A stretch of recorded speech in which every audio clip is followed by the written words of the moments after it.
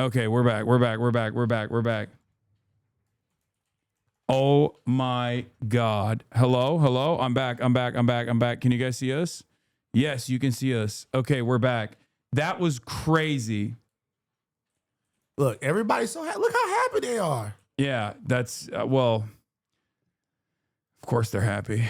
Why? I'm unhappy. Well, because this shit sucks. Every time, you know how it is. Every time. Lived in LA for how long? 20 years. 20 years. Whenever it rains, shit goes fucking crazy. The internet is out. Nobody can drive. You lose your fucking shit. The whole city floods. Yeah, the internet is out for like most likely until tomorrow. Okay. Why do I have internet? Obviously, because I have the satellite. I have all the fail saves. And the unfortunate problem is that the fail safe doesn't automatically start. It took a while. It took like 15 minutes for it to get completely started.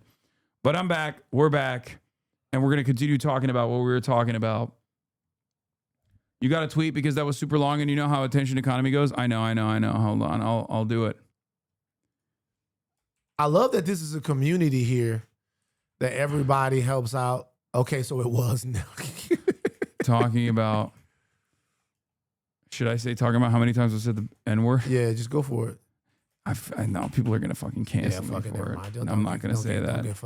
They'll cancel you for it. They'll be like, oh, you're making light of. No, they won't. We did a whole game on higher learning. All the wokes. We did a whole. All the wokes are gonna yell at you regardless. We did a whole game on higher learning. When I get around a new person, and they're non-black, I always ask because I want to know if the number that I have in my head is actually the number.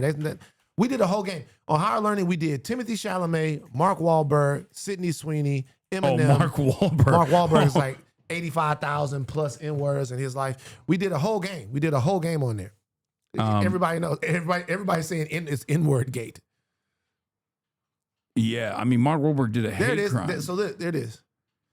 That's the game. That's the game. It was the game, the N-word game. He did the N-word's a punctuation in Boston, said somebody in the chat. It's true. It's a filler word, like they're Chinese. You know what I'm talking about? Yeah. In Chinese, like the is like literally the N-word with a soft A. Did you know that? Yeah. I didn't know that. I actually did know that. You said that. I thought I knew. I didn't know that. Yeah, it's somebody said Mark Wahlberg easily has 100,000.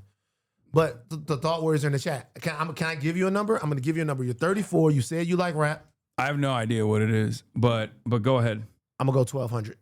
1,200? You think it's north or south? But you're also super fucking woke. So you haven't fucking said it in decades. In a long time. So I'm going to give you 1,200. I don't know. But you're into hip hop, so let's go 15. 1,500? 2,000. I think easy for sure. Because what I was gonna talk about was before we got blasted, kicked off into orbit. Hold on, let me see if I can find it real quick. Or do we have a blast off meme chat? Yeah, we didn't see it. What's the Turkish rapper?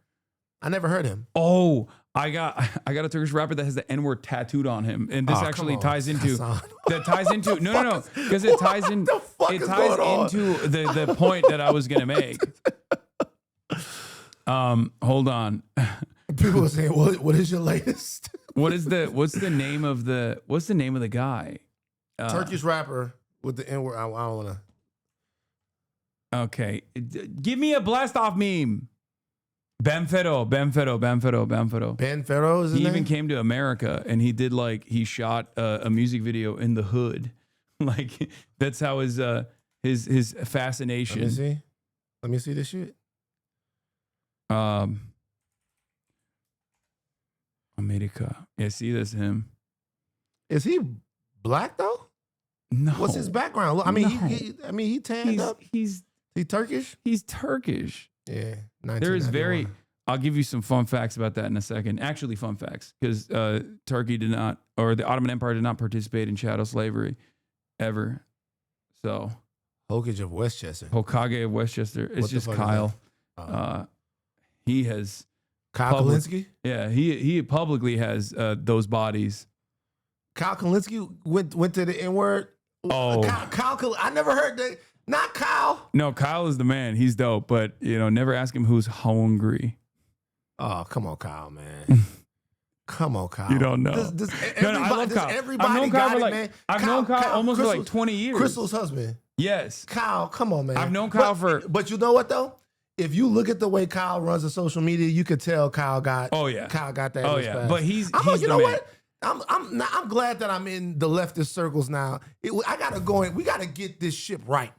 We gotta come in there because it's not. FD, I mean, he doesn't anymore. Like he's a reformed. He's reformed. He's a reformed N-word user. We gotta get this ship right because it's a lot of people. You're right. Dark woke is a good. Somebody said dark woke, but Kyle is he's very aggressive with it. But somebody needs to come in here and shape shit up. Have you had Graham Plattner on the stream yet? No, but I wanted to. I wanted to bring him on because I really want to understand where he's coming from, if you know what I mean. So this is my thing. Just had a conversation. To me, Graham Plattner is pussy. And I'm just be honest with you. Just have the conversation. Yeah. I've seen him have the conversation with Pod Save America. I saw him. I think he went on Sam Cedar. He might have gone on them, Breaking Points. If you got the shit in your past, just talk to some black people about it. There's really a lot of solidarity that's being born out on the left, but there's still this thing that happens. I agree. That's this racial line and division where it doesn't seem like everything is all the same. I'm not talking about essentialism. I'm talking about community. You want to see it? He doesn't delete it either. Oh, come on, Kyle, man. From 2011. Come on, Kyle. It's what the fuck that's why is everybody Kyle in doing? That's why everybody in this community knew immediately when I said the word hungry. Kyle, could you at least delete it? No. I think he does. It's a testament to like his, he's like apologized for it. Obviously, he doesn't do that, but he's saying like he doesn't delete it because I think he wants like people to know that, but not in a weird way, not in like a no, but more in like a I'm atoning for it, and I'm not gonna hide that I did this wrong thing kind of way. All right, just take take the shit off. Like we don't need. Oh yeah, I fuck with Kyle. No. I fuck with Kyle, but like to me, I look at this and I'm like, I don't get hung up over this shit anymore because I know everybody likes to be whatever. But I do like to make people uncomfortable by like talking about how many times they've said it. It's fun for me. I'm super. You don't give a comfortable. fuck. Yeah. You just say it all the time. Yeah, all the time. It just rolls off the tongue. Yeah. But no, I was so when I was growing up, as I was trying to explain earlier before we got banned, we didn't get banned, but we got destroyed by the internet because Mossad didn't want me revealing my background. So what happened is both myself and my brother and some other people that were in our orbit that were like really fascinated with American culture. What's American culture? It's black culture. There's no black American culture is the biggest export. Yeah, there's no American culture without black culture, right? So like we did not learn anything about the history or anything like that, and we would just we thought it was cool. Y'all was little Saint lunatics in Turkey. And the other side of this, the other Band-Aid? Yeah, so I wore a Nelly Band-Aid to school one time, but nobody fucking knows who Nelly is in Turkey. So they were like, "Do you have a zit that you're hiding?" Right. And I had to take it off in shame. There you go. And like by first grade, by first class, I was like, oh, yeah. I had the extent. I had the Echo Unlimited Dragon pants that had the dragon that went all the way. It's too much. Oh no, it's too much. Oh, I went all the way. I question everything now. I went all the way. Yeah, but to be fair, I did it in Turkey, not in America, so no one knew what the fuck it was. So as soon as you got into America, you de-nigga-arized yourself. You was like, no more. Yes. Well, not as soon. No, What high school did you go to out here? I didn't go out high school here. Oh, okay. You went to high school in Turkey. I went to college. College was my first time living in America. What college? University of Miami first. Oh shit. And then after University of Miami, Rutgers. And it was my sophomore year where I had a black friend who pulled me aside and was like, no, literally, he pulled me aside and was like, listen, I know you're a little foreign. Because at this point, I'm like, 2 years in. I'll tell you how this conversation. I'm 2 years in. This conversation happened. This was the conversation. I'm really, hey, Hasan, I know you're not from around here. Yeah. I don't want to have to fuck you up. Chill. Let's go to the calf and eat. I think it was more like he just like he really liked me and he didn't want to like defend that to his friends. You know what I mean? Where he was like, this is not good. This is like very hurtful Right. what you're doing. And I straight up was like, oh, okay. And then I never said it again. I was like, that's it. All right. Well, I didn't know. I'm so sorry. It was very embarrassing at first because like I didn't realize, you know what I mean? And then I moved on from it. Is this documented anywhere? Are your tapes gonna drop? Because if the tapes, if they was gonna come out, they probably would have got you last year at the height of everything. Last year, I've had Nazis up my ass for the last 10 years. They were got me a long time ago. No, there's no N-word tapes at all. Okay. But that's like many, many years past that point. Right. I was already. What was your biggest surprise, shock about America? Like when you got here, what were you most surprised about? Oh my God. I was fascinated by America. Mm-hmm. Like I was one of those guys. I was a Marabou. You know what a weeb is? Like a weebo? A weeb or a Korea boo for Japan. Or Korea boo. Yeah, the Korea boos are so I call myself a Marabou. Right. So I grew up like being fascinated by America, being like, oh, one day I'm going to go there. It's the land of dreams. Like, I'm going to have all this stuff. I'm going to go to a grocery store. When I would visit America, there were like, grocery stores that I would love going to, like CVS and Walmart, because I was like, look at all the brands. Like, it's crazy. There's like 35 different brands of Oreo flavors. So you were attracted to America's capitalism. Oh, 100%. How fucking fascinating. Yeah, but that's how it is for most foreign people. I would imagine. So, because like I have French friends, and when they visit, they love going to Trader Joe's. That's their number one spot. A lot of people outside of America think Trader Joe's is the shit. They will literally buy the Trader Joe's tote bag because it's a flex. Right. You're around there, he's like, oh shit, he got that new Trader Joe's shit. Yeah. He must be. It's a flex. It's a flex in like France and all these other places where like, oh, you went to the United States of America and you went to a Trader Joe's.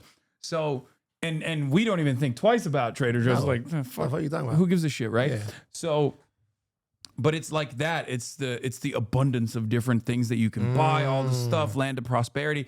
The cultural export of Hollywood totally got me, 100%. Right. That was my dream. My dream was to come to America, to go to college in America, more than anything else. People would say, I want to be an astronaut, I want to be a cop, I want to be a fireman, whatever. I was like, I want to go to America. When did you see the cracks? When I came to America. Like how? Like, do you remember like what it was? First hospital bill was my wake up call. Yeah, that'll do it. I went to the hospital, and when I saw the bill, I was like, "What the fuck is this country?" Everything I knew was wrong. Like that was my wake up call, because I was always anti-American foreign intervention. I grew up in Turkey, so like I'm on that side of the world. I see the negative impact of it, and many Turkish people are anti-America in that sense, right?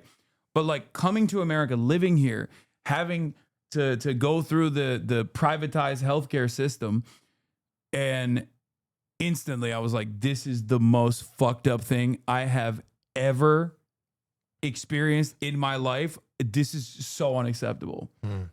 And that was my first, that was my wake up call, where I was like, okay, fuck the Oreos. Yeah, fuck this that. Shit is not, fuck Trader Joe's. This shit is not acceptable. You know what's interesting is like a lot of people will say that like, they'll say I'm race obsessed. Like a lot of times people get upset. They say that I'm race obsessed. Yeah, and white people say that probably. White people say that. But you know what's funny? Some black people too. But you know what's funny about it? And I'll explain it like this, almost piggybacking on what you're saying. And so I grew up in South Louisiana, right?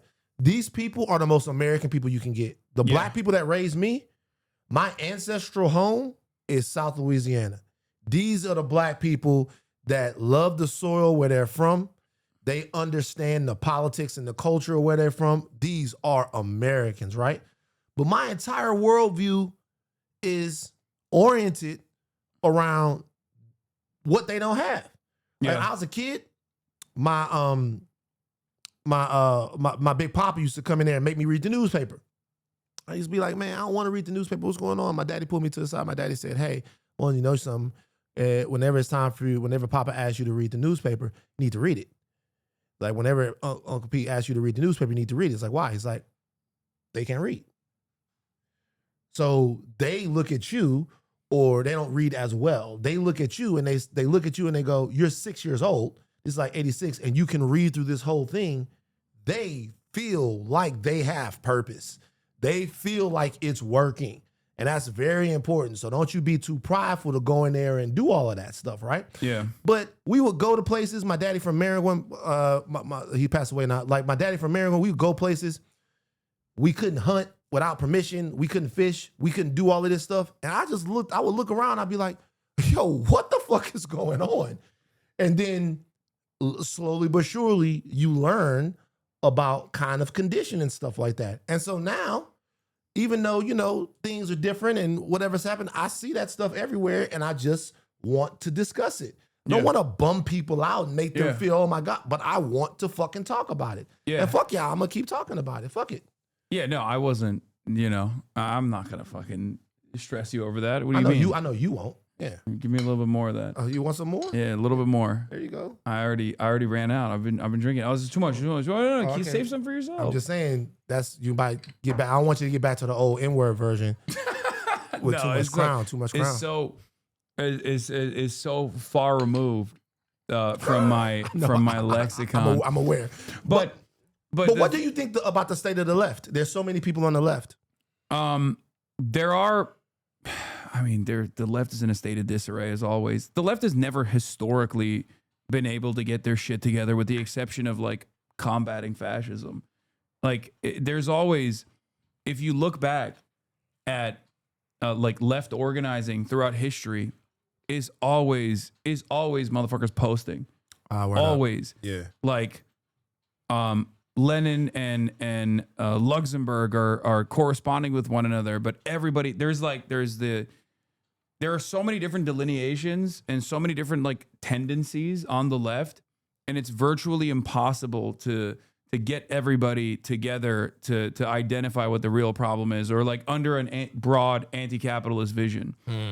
And in that sense, it's no different than where we're at now. Maybe it's a more diluted version of that. The only time where the left ever actually gets together and is united is when they're fighting Nazis. That's it. There's no other when they're combating fascism. Yeah. There's no other like uniting principle. There's no like anti-capitalist umbrella that everybody gets under, where everyone is consistently arguing with one another and also considers it to be, with the exception of united fronts and popular fronts and things like that, they consider it to be like a good thing. Even they consider it to be a solid approach, because then that's how you, through that self-criticism, you arrive at like the purest form. And I don't think that's how human beings work. It's one of my biggest frustrations in the modern left. My daddy used to call, my daddy said that I had dragon disease when I was a kid. And, you know, you would think that was something, you know, on your dick, but it's not. My daddy said that I had dragon disease. He said that like, what do knights do when they not slaying dragons? He would be like, what are you going to do when you're not slaying a dragon? He's like, you always got a cause. You always got something. And these weren't causes that like were just like always about social stuff. Sometimes these would be like, man, I got to make the baseball team. I got to make this. I'm always going. He was like, what do you do when there's not a cause? Like, how do you build just on a regular Saturday?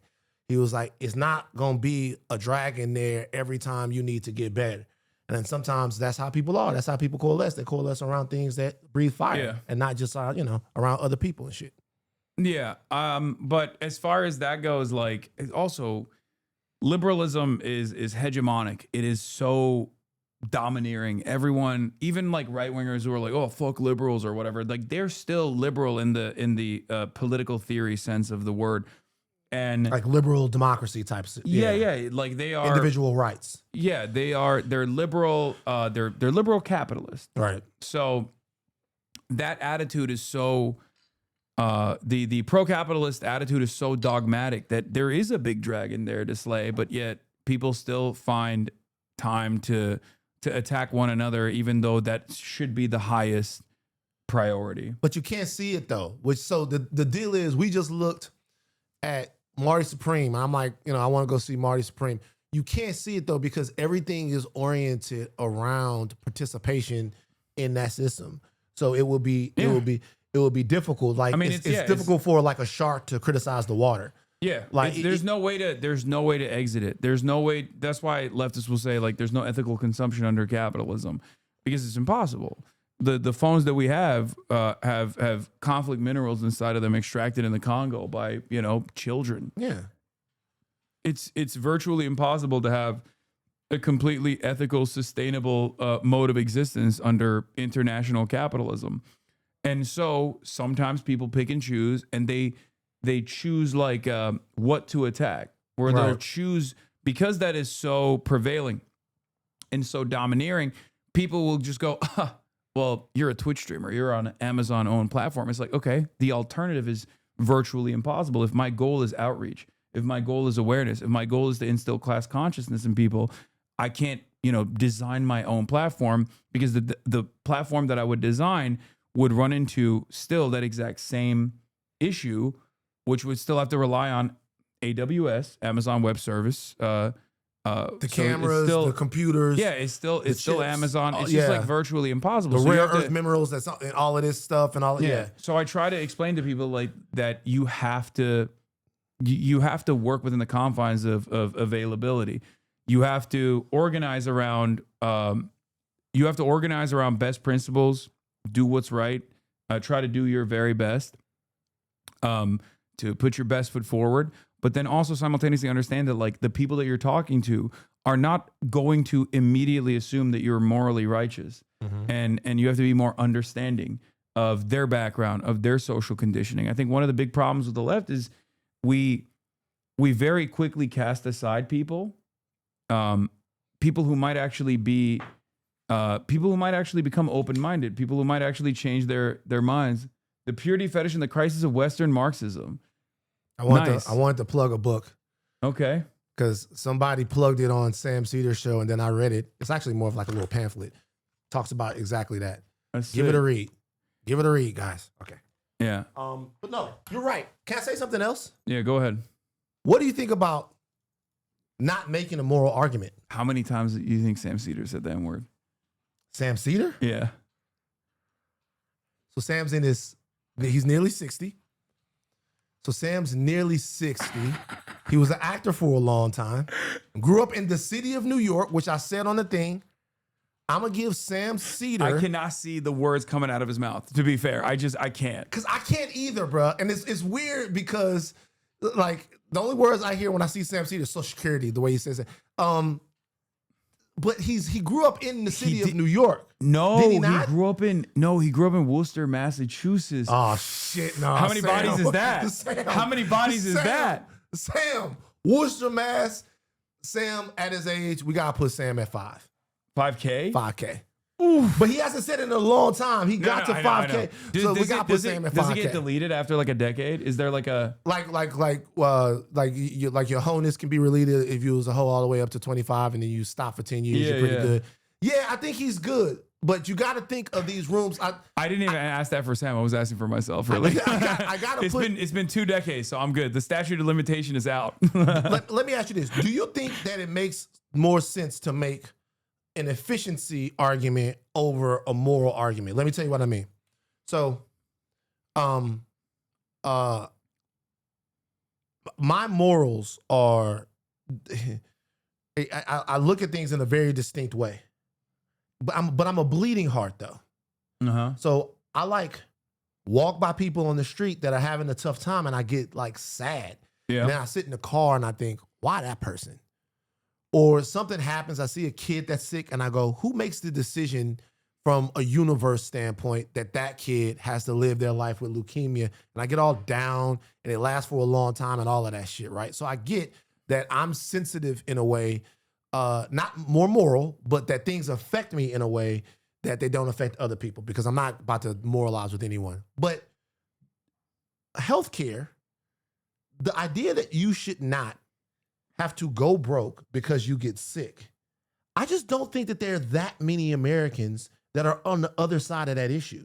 I think that they are getting politically whipped into shape by a lot of different things. But I just think if you sit down and you ask someone, fuck the right to freedom, the right to healthcare, the right to housing, the right to all of those things, I believe those to be moral issues.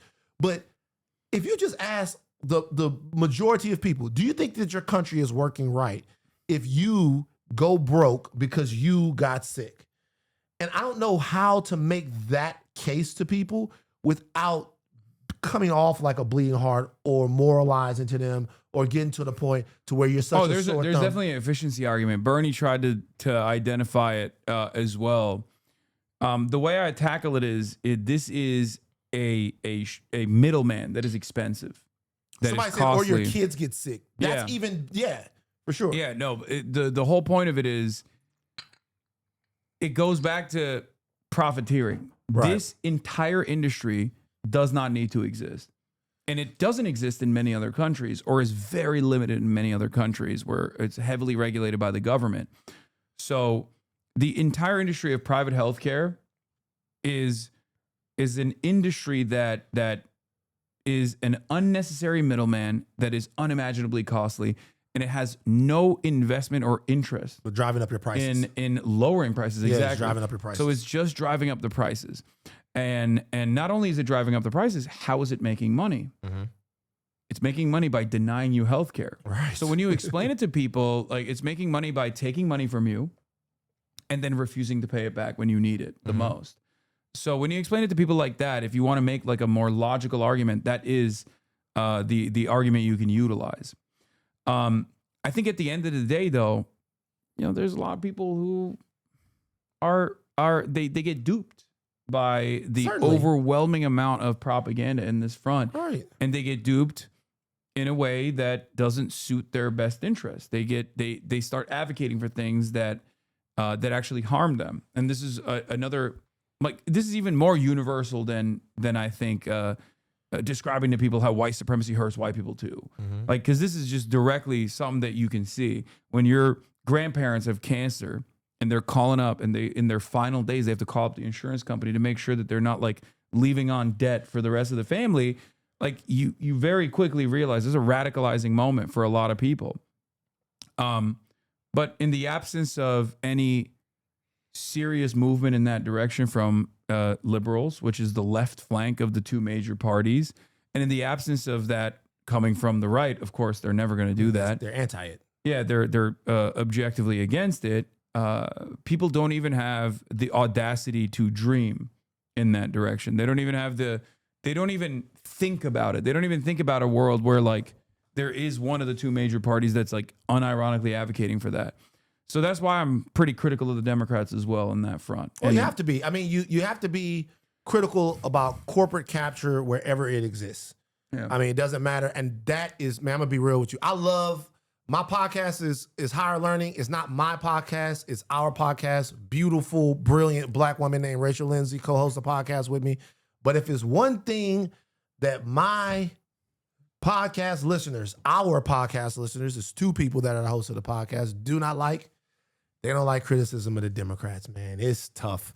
Yeah. And the older I get, people hate me for that too. the older I get, the more I'm just like, listen, I want to have a discussion about corporate capture, about failed foreign policy, about things that have existed so much longer than you. And in order to have that conversation, man, it's got to be all inclusive. By the way, I came up with a backstory for him. Okay, let's hear it. Okay. So this is Bernard Claus. Bernard Claus? This is Bernard Claus. Okay. I'll tell you what happened. He started dancing. Yeah, he knows you're talking about him. He started dancing. Bernard started dancing. This is Bernard Claus. Uh-huh. Okay, so this is what happened. 1976, Okay. Santa was in a real bad situation. 1976, Santa and Mrs. Claus were on the outs. Santa started drinking a little Ripple, a little Taylor Port wine, and it came down to a point to where Santa actually wasn't up to delivering the gifts. Yeah. Mrs. Drunk driving. He wasn't going to do it. Now, Mrs. Claus, she was mad. She wasn't even in the North Pole. She was in Anguilla, right? She was in Anguilla chilling with her girls. She was like, fuck Santa. Really. She was like, I saw Santa write a letter to Farrah Fawcett. Farrah Fawcett wrote a letter to Santa. Santa's beard is so luxurious, Farrah Fawcett said. I'm not dealing with that. I'm Mrs. Claus. I'm the fuck out of here. I don't have to deal with this motherfucker. So she's in Anguilla with her girls. Santa gets fucked up, can't deliver the gifts. There is one of Santa's homeboys who hangs out with Santa all the time. They knew each other from back in the day, Bernard. Bernard is like, I can't let the little kids in Harlem and Baton Rouge not deliver the gifts. Yeah. So Bernard Claus This guy right here dresses up and delivers the gifts to all of the kids in 1976. He comes back to the North Pole. Santa looks at him. Santa says, Bernard, you saved Christmas. You saved Christmas. What do you want? Bernard says, I want your most important assignment. Fast forward, Santa says, Bernard, there's one dude out there that's doing really good work. They continue to attack him. They try to get at him. I want you to spread Christmas cheer in his house. There's this young Muslim boy who has 1,200 to 1,500 N-words in his in his history. Bernard said, okay, Santa, where does he live? Santa said, L.A. He said, I'm done. So that's Bernard Claus right there, and his job is to be Christmas cheer for you, handpicked by Santa. That's the backstory right there. I love that. Thank you. That's a much better one than the way I presented it initially, where I was like I was selling Black Santa on an auction.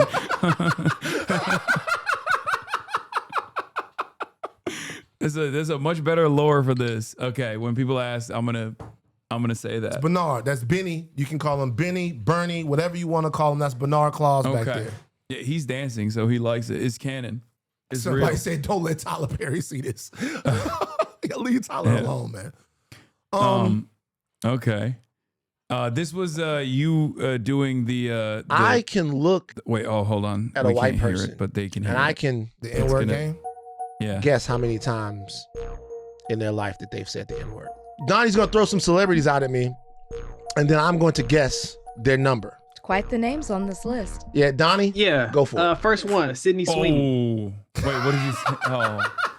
And what did you say? Sydney Sweeney. Unlimited. Sydney Sweeney is up there. No, it's up there. It's unlimited. But you have to also say that she's only 29, right? So she hasn't had that much time on the earth to say okay, that but many she's N-words. still saying it probably. She probably still dipping into the bag of N-words, man. Yeah, every now and then when everyone's like, yelling at her in this last what pivot. if Sydney Sweeney like hit you up and wanted to go out? Would you go out with her? You're a young man about town. Would you go out with Sydney Sweeney? Would Hasan go out with Sydney Sweeney? Would I save Sydney Sweeney from Scooter Braun? I mean, it would be for the public good. It would be part of public good. It would be but you would have to do it. See, you know what I knew? What? People think you're an activist, but I know what you are. You a sacktivist. What does that mean? You're a sacktivist. I know a lot of these sacktivists out here trying to get a sacktivist is what you are. For me, I'm Turkish. Right. So when I see someone, like I always say this, but someone of the blonde hair, blue eye variety is exotic for me. That's exotic. Oh, that is Yeah, because there's not that many blonde haired, blue eyed Turkish people out there. Turkish women bad though. Yeah, there's definitely some. Oh yeah, and Dua Lipa as an she extension. Turkish? No. But yeah, I thought she was Albanian. She's Albanian, Yeah, but we claim that. Oh, okay. We claim that because we Dance the dominated those lands for many years. Dua Lipa was the victim of racism to me. Wait, really? 2 songs came from the Barbie soundtrack. One is Dua Lipa, Dance the Night. The other one is What Was I Made For, Billie Eilish. This is no shot to Billie Eilish. Billie Eilish is dope. Oh, Billy's woke. Yeah, Billy's dope as hell. Man, Dance the Night is way better than What Was I Made For, bro. I feel like they took it from Dua Lipa, man. I'm a Dua Lipa lover. I'm a Dua Lipa stan. Dance the Night, I listen to it all the time. I make my homies listen to it. Yeah, she's great. That's all I gotta say about Dua Lipa. I'm not a pervert. I'm Turkish. Okay, chatter, calm down. Calm down. I'm just explaining. Okay, so how many? Sydney Sweeney, Let's she see. is nearly 30 years old. So the age in this situation lowers the amount of time that she's I active. like that we went from you calling out Kanye to you guessing how many times white celebrities did the N word. Doing a Say the capitalism N-word, word. Okay. right? She has that much time on the planet to get her N-word count all the way up. However, there is something else to consider with Sydney Sweeney, and this is a right-leaning, MAGA-adjacent personality. So I would normally give somebody with Sydney Sweeney's profile 1,300 N-words, Jesus. but because of that stuff, I gotta go up to 1,500. You gave her the same amount as me? Yeah. You think But me the and hip hop Sydney? thing, but she's not into hip hop. The hip hop That thing, and by the doesn't way, matter. when we do the N-word game, we not we're not deciphering the ER from the A. Yeah, no, Hers is probably ERs. So that's way more. So if we're not no, there's a splitting them disparity. Apart. We're not splitting them apart. The A's, we're not splitting them apart. Hers is probably reverse. ER. This is the reverse Mark racism. Wahlberg's with some ER. This is the reverse racism. This is the crack cocaine to cocaine sentencing disparity, but for whites.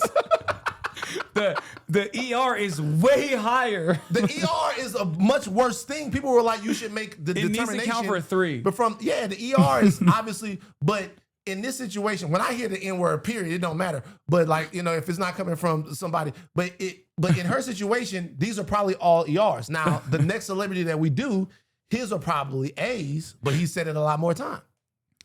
Yeah, I think she probably has said it way more than 1,500. Give her an extra 400. Okay. Donnie, next one. Timothy Chalamet. I'm excited about this one. Okay. The fact that you grew up in New York, in the city of New York as a white person, establishes a baseline of 500 N-words. We went up. Then the fact that he loves hip hop, I'm going to give him another 1,000 N-words. Oh, that's right. So you're counting like sing along as well. Sing along every time you've done it. Okay. Oh yeah, that's every time you've done it, man. I get it. Every single time you've done it. Oh yeah, And sing along in the car. That's why you said like, oh, he likes rap music. Is like that's the reason. So we did this, and that rap video that he just put out hadn't come out yet. So we were low. That rap video hadn't come out yet. Yeah, that lowballed it. You've met Timothy, I'm sure. No, I have never met him. I think he's very cool though. He's kind of cool. He seems chill. He's pushing it. Because he was. you think he's pushing it. He's He cool. peaking? He cool. He's I peaking? fuck with him, but he pushing it though. I see what you mean by that. Yeah, it's like just be cool. You know who cool? Leonardo DiCaprio. I don't agree with that. Okay, why he not cool? He Why you don't well, fuck with Leo? for me, Chicks? You not fucking with it? that's one They too aspect of young? it. I think is weird. I do find that to be weird a little bit because it's like, bro, come on, you look like Jack Nicholson now. You know what I mean? At a certain point, you have to expand. You can't do 25 and under. You have to do like 35 and under. Okay, so You know like, what I mean? well, I can see this. But that's not the only reason he bought. He did. He's a great actor. 100%. What did he do? I don't know about the things that's happening. No, he one battle after another comes out, and I'm stoked to watch it. And then he revealed that he bought a hotel in Israel like only a couple months ago, and it's supposed to be like this green hotel in Israel, and that's like super sketch to me. When you're like, it's the Quentin Tarantino thing, you know? Oh, okay. It's So like, you're why just the fuck would you? Why would you be like, oh, 2 years into a genocide, now is my opportunity to go buy help low. the Israeli economy, Right. you know? I did not know that. That's not. So it was that's weird. not that's suboptimal, people. It was weird already. Like the young girls was weird already to begin with, but then that for me was like, oh come on, dude. That's like what you the doing? fuck are you doing? Yeah, What are you doing? Yeah, Yeah, it's tough. I guess it's more like, and I know chatters will get mad at me for saying this, but it's almost like I can excuse the misogyny, but that's like You can excuse it. I can't. But Oh, I'm daddy. But the joke is that compounded on top of it because I thought that was weird Is already. it misogyny to have sex with young women? It's creepy. It's creepy. It's weird. It's weird. It's You would weird. think that. Like I don't know. I'm 34 and What's like, the youngest girl you would date? what's the youngest girl I would date? What's the youngest? What's the age cutoff? Is 25 plus. 25 plus. That makes Because sense. I feel like What's the youngest girl you could 'cause date? even We if haven't you're- even talked about Epstein, by the way. But here's the thing, Is he on the chat? and I wonder if you will agree with me on this because you're a boomer like I am. This is old. Unk Talk. This is Unk Talk. Yeah. Zoomers always do age gap discourse like crazy, where they'll be like, "Oh my god, this person was We got 20." kids at the office that said a 29-year-old shouldn't date a 23-year-old. Relax. Yeah, so there's that aspect of it, but from what I think it's situational first and foremost. But I have one principle that I stand on, which is once a lady is 25 years old and their prefrontal cortex is developed, at that point it's not like you can't say that there's age gap discourse of a 25-year-old woman and an 89-year-old man. If anything, the 25-year-old woman it knows exactly what they're doing with an 89-year-old So man. you're saying 25, after 25, we gravy. Everything's cool. Yeah. So, but and Leo is like obviously some of these girls, And he's are- doing under 25, Yeah, like he's doing, like- deliberately, which yeah. I think is very weird. That's I, tough. I find that to be strange because it's like, what are you guys going to talk about? yeah. What Yeah. are you talking to her about? You know what? Can I ask a question though?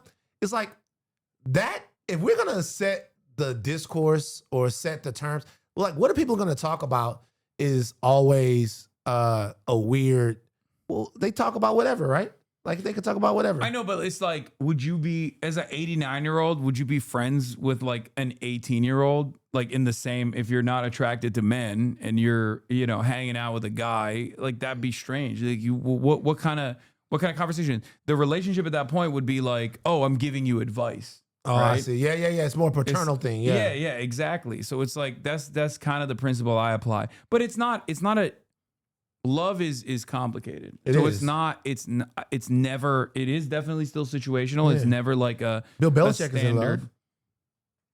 Okay. Bill Belichick is in love. That's real love. That's cool. Where is this going? I have no idea. I don't know anything about Bill Belichick. Do you know who that is? Oh, Bill Bill Belichick. Yes. Do you watch football? You a football fan? Not really, no. What I sports didn't- are you into? I Basketball? don't really. I mean, I kind of am into basketball, but like, I don't even have a team. Like, I love LeBron. I definitely, people accuse me of dick riding LeBron, but I think that's like, People are saying you don't watch sports. yeah, I don't really watch sports. No, I watch a lot Now of listen. anime. Now, can I tell you something? If we're gonna do this whole Joe Rogan of the left thing, Yeah, you got to watch sports. we gotta get you at some MMA events. No, for sure. MMA. So you do MMA first, right? I don't know if you saw Andrew Tate just got the shit kicked out of him, right? It was weird. It's I don't funny. know why. Like he got his Yeah. shit. I mean, he is fucked 40, up. Yeah, he's old, right? and so But- did Jake Paul. Yeah, but But with the Anthony I'm gonna Joshua, be honest with you. is I'm gonna a give Jake Paul fucking credit for that. Like he like Anthony stepping in the ring Joshua with, is a Anthony fucking Joshua. Just demon. Anthony Joshua. You could tell Anthony Joshua was annoyed with Jake Paul when he Yeah. hit him with that right. But if I box, so anybody that boxes, to see somebody get in the ring with the heavyweight champion of the world, you say whatever the fuck you want to say about Jake Paul. That took nuts. So whatever. But you got to go MMA and then football. That's it. You don't even need no other sports. MMA, football. You gonna start going out. We're gonna get Dana on the phone. I don't You're even gonna know come the out there. rules of football. I watch MMA sometimes. Like I watch the fights every now and then. Yeah. But I'm not like a big MMA fan in general. I'm not either. But the problem with MMA is I feel like the more people survive in MMA and have a career, the more they get hit in the head. And the same with football. And the more they get hit in the head, the more right wing they become. Yeah. But those are right wing coded sports though. Yeah. Like those are right wing coded sports. Most Except of the for people, the Peyton Talbot. I don't know what that is. He was dating allegedly Frank Ocean, and he cooks. Oh, daddy. Yeah, he was. He's a fighter, and he's pretty decent. And he was allegedly dating Frank Ocean. Oh, if you guys, my man Philly Fresh, UFC, he is like a black guy. He's cool. In the Philly UFC. Fresh? Philly Fresh in the UFC. But I don't watch the MMA too much. But if you're gonna be out there, you're gonna do the thing. You got to do the MMA. I also feel like Dana White probably fucking, if he knows who I am, he probably hates me. He might. I know all of his boys, like all the Nelk boys and shit. I know them, so I feel like he would not be a fan. Dana White, Yeah, he's pretty hardcore. he's Trump. He's everything. How did Trump get all of the podcasters with the biggest audiences? Why do you think that happened? I mean, it's a natural. Trump has clout. He's telegenic. He's gonna go on these podcasts, and a lot of these podcasts, and I know a lot of them. They care about the clout. They care about the attention that they get. So it is a mutually beneficial relationship for them. But that's why you saw so many of them drop out fairly early on, even where they were like, "Oh, this is not what I voted for." Yeah, a lot of them now. Yeah, It's the funniest one to watch now. Tim Dillon is in full revolt. Everybody else is eating around the edges of it. The flagrant guys are eating around the edges of it. Rogan is eating around the edges of it. Theo Vaughn is eating around the edges of it. Tim Dillon is in full revolt. yeah. Like for whatever he has had. Well, Schultz enough. too. Schultz like pulled the the ripcord. Andrew Schultz. Oh yeah, Schultz. I've known Yeah. Schultz for a long time. Yeah, he pulled the exit cord. Damn, they're calling you out. They say Andrew was your boy, Van. Yeah. Good. Yeah, Good yeah, that yeah. they're saying Andrew was They- your they- boy. yeah, yeah, Because I've- now they're not yelling at me. I've known Andrew for a long time, and I'll talk about the fact that Andrew is one of the people that doesn't like to be talked to like he's stupid. I do think he was gullible to fall for what the Trump shit was. I do think he was gullible as fuck as far as that. No, I know But Andrew very well too. That's But why I'm happy that they're He on doesn't your like to shit. be. He doesn't like to be talked to like he's stupid. Yeah, so there it is. You know what I think? Tell me if I'm wrong on this. Mm-hmm. I think Andrew Schultz falls into the trap of being a white dude who is maybe a little too comfortable.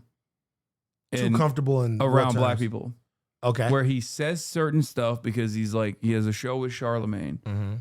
where I think people get mad about that. Where they're like, it comes from, like, it moves beyond a sense of comfort, but for the outside audience, they think like you shouldn't be talking like that.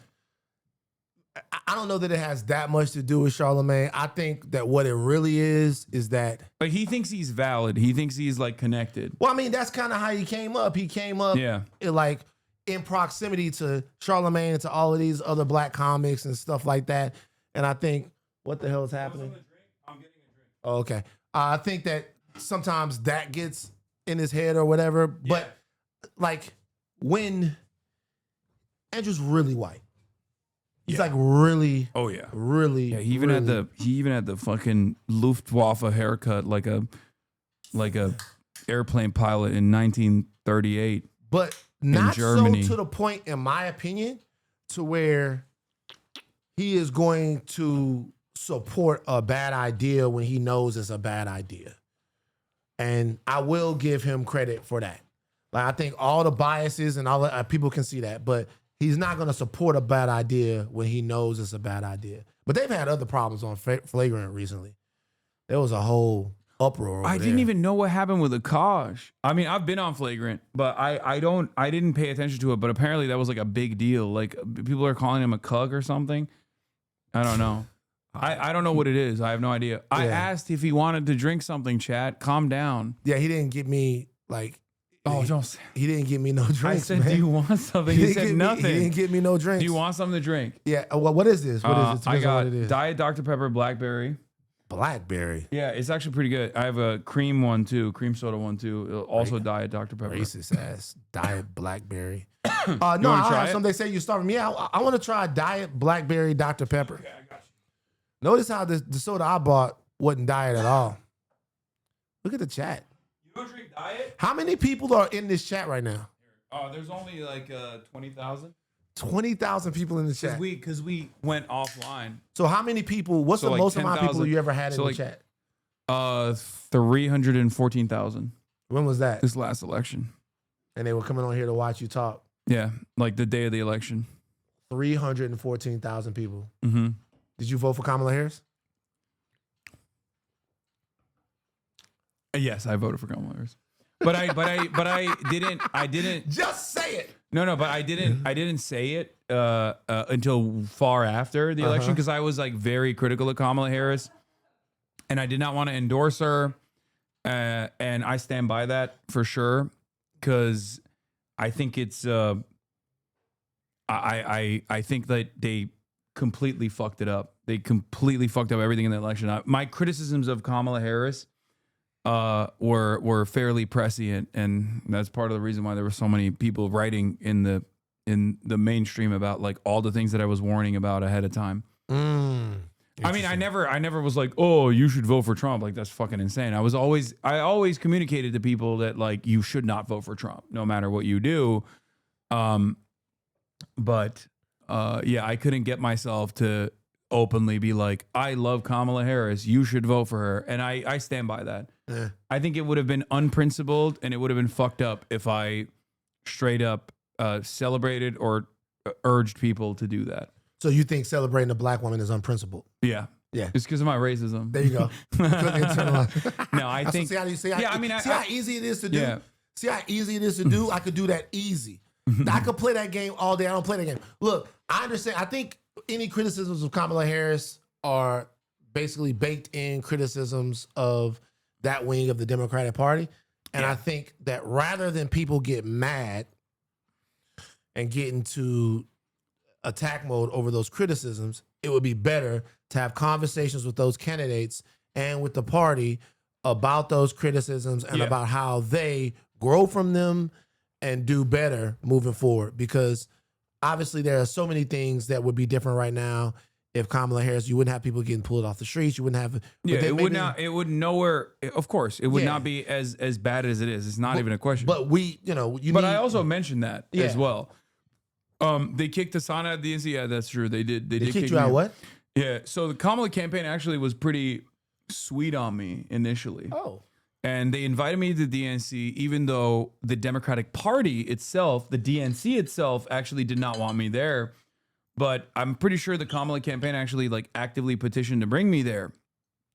And then they've revoked my credentials the last day. But it was cool because like who revoked your credentials? The DNC finally was like, DNC, Jamie? Why'd they do this? oh my God. You don't fuck with Jamie? Just talk your shit, man. Who cares? No, I always do. I mean, they even didn't do this. What I was like talking shit about Obama. Like they were actually pretty. They were pretty open about my criticisms of Obama. Hold on for a second. Yeah, you talk shit about who? Barack Obama, Barack Hussein Obama. BHO. Listen, he's my people as well. From what that are you talking about? How could you? How could you fix your mouth to talk any shit about BHO? Sorry, if you're doing drone warfare and you're not punishing the Republicans, he never did that. They made that up. I don't know if you saw that. Did you see that report? Wait, what do you mean? Did you see that report? What report? None of that ever happened. No drone warfare. Not one. It was a right-wing hoax. Yeah. It's like, you know how Trump says that the Epstein files was a hoax? Yeah. All of that, J-Sox, that shit none of that happened. So yeah, totally. It never happened. It was a right-wing hoax. They made it up. Or he actually did criminally prosecute. He closed Guantanamo Bay. All of that stuff happened. He actually did criminally prosecute the previous administration for doing torture, all that stuff. Because like, for me, I'm very understanding. Like there is obviously a lot of good there, of course. But my criticisms are the same as anyone else on the left. It's just like, Let me ask you a question on the this. surge in Iraq, all this stuff. Like all of this stuff. Let me ask you this. And let's all, as people, legitimately and honestly contend with this question. How good, by leftist standards, can an actual electable American president be? This is not good at all. In any way shooting any bill. You guys, if you I've listen to Higher Learning, I've said this before. I'm all over Obama and all of that stuff. Like I'm not in any position. I've said this before. If Bernie Sanders in 2016, by some stroke of God, Bernie Sanders was took able a long to time to call it a genocide. Yeah, that, but also even beyond him and his own personal opinions about Israel and like his own setbacks on that front, Bernie Sanders would still have advanced American imperialism. If people think that Bernie Sanders would be like anti-empire of any sort without like being assassinated instantly, you're out of your fucking mind. So like, I understand all that. So I'm very open about this. I grade politicians on a curve. Like if someone is actually early on calling Israel's genocide a genocide, but they're sometimes iffy on other aspects, like AOC being a great example. AOC was one of the first congresspersons to openly call what Israel was doing a genocide. AOC also had this big heated battle with Marjorie Taylor Greene a couple months past. Marjorie Taylor King. Oh God, I'm not gonna say that. Taylor King is her name. Marjorie Taylor King. She's one of the biggest peacemakers. She's one of the most important. She reaches across the aisle. She actually reaches around.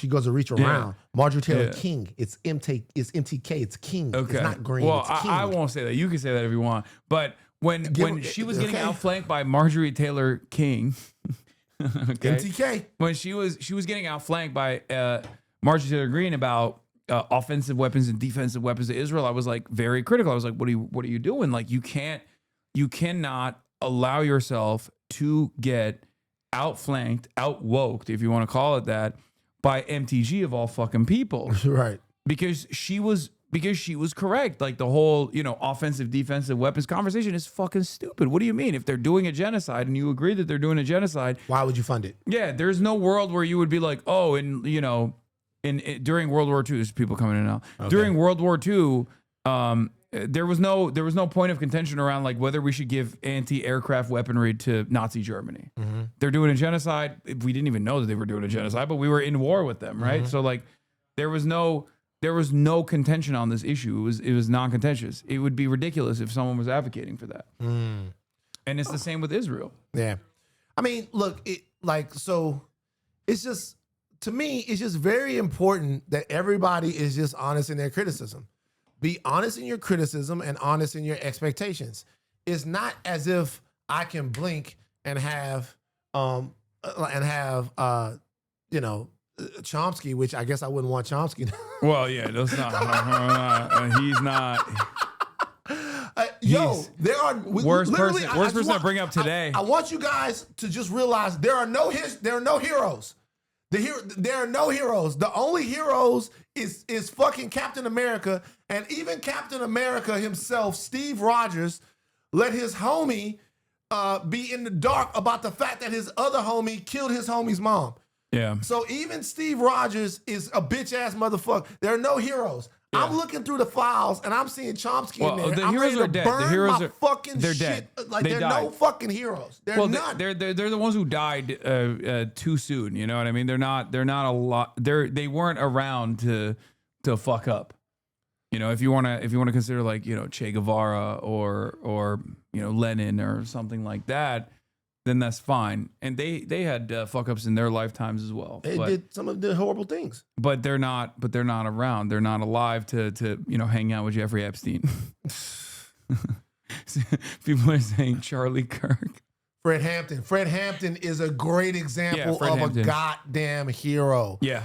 Fred Hampton is a hero. X is a hero. King is a hero. A lot of these people are great examples of heroes. But right now, like I looked in those files, man, and I looked through all the files, and it's just we talked about it on Higher Learning. It was very funny that people thought that you were going to see Bill Clinton in the files. So go, oh my God, not President Clinton. Fuck out of here. But like seeing Chomsky in there was just like, oh my God, man. Like it was just fucking tough. The some of the work that set me on the path, it was just fucking tough. But I want to say something, like, to me, it's very funny. I want you guys to think about how little your government thinks of you. Your government thinks that they can distract you from child grape. I know you're not supposed to say that word. Your government thinks you don't. You could say child rape. Yeah, child rape. Your government thinks you're that there's 45 years old, man. I appreciate it. Your government. We don't do that here. Your government thinks that there's something that they can do that would distract you from children being raped. Think about how little they think of you. If you walked into a room right now, if you walked into a house and you heard something happening to a kid in the back room, what could happen in the front room to distract you from that? Nothing. There's nothing that can happen. It don't matter how good the food was, what was on TV, what Bernard was doing. It doesn't matter. Anything that could happen, nothing could defend. But they think they can distract you. Well, you have to also remember, like, a lot of the people were also participating in it. They were partaking. Absolutely. So then they weren't. They didn't give a fuck that it was happening because they were there for that. There's email correspondence between Prince Andrew that came out. Formerly Prince Andrew. Now he's just like nigga Andrew now. He's just a regular dude now. He's just like Andrew from the up the street. Yeah. Lord Mountbatten. Yeah. And he was literally sending emails to Ghislaine Maxwell being like, oh, I need something to distract my mind. Like, do you have any inappropriate friends? Like, he was just straight up saying, like, can you find me some minors to rape? Absolutely. Like, how do you fucking, like, at no point do you just turn around and go, like, this is fucked up. Like, this is what I don't understand. If you are that evil, how is it that at no point in your life do you turn around and go, maybe this is a little fucked up. Maybe I shouldn't write this. What am I doing? Part of the pathology here is that they're doing it, but they're also getting off on the fact that they could do it. Yeah. And it all comes back to us And when you look at the litany of things that were thrown at the American people in the last 2 or 3 weeks to try to distract them from a deep, I believe, intelligence operation, but also for sure a child pedophilia ring, right? They tried to use plaques in the White House and checks to the troops and Trump taking over the Kennedy Center and Susie Wiles in, what was it, Vanity Fair, or just Cash Patel. So much news, flooding the zone so much, thinking that there is something that they can put in front of you that will make you forget about the fact that the richest, most powerful people in the world were raping children. Yeah. And like, they really think that you're dumb or that they have captured you to that degree. It's profound. No, absolutely. But you want to know the saddest part about it is that it does kind of work on people. It kind of works on some people. Yeah, it does. Tough. Also, it's almost like it's the same principle behind like when people just like forget about every awful thing that, you know, is currently happening because they're like, oh man, well, I just got to worry about making money today. That's true. You know, that's how it works. Where a lot of people will then go back to, there's nothing I can do about all this stuff. It sucks, but I also have to survive. I have to survive, and the modicum, like the small amount of time that I have to myself, where I can feel like a human being, I'm just gonna drink some alcohol. I'm gonna go, you know, watch some TikToks and poison my brain. I don't want to like constantly have to think about it. And that is how, you know, capitalism works. Yeah, it works by bogging you down, and putting your survival right in front of you, and then making you say, "Hey," and then also, it's so funny. They were like, Trump came out with this. You know, you saw he wanted to do literally the Hunger Games, right? Yeah. But you're already Fucking in the crazy. You're already in the Hunger Games. They already have you believing that you're competing for resources that aren't abundant. And so whatever you get, somebody else doesn't. You're in the Hunger Games right now. Yeah. Oh, did you see this? Speaking of which, Prem from Zateo says, "Okay, team, we have to delay more Epstein files again. We'll announce on Christmas Eve. Let's try to get through this news cycle quietly." And then Trump does this.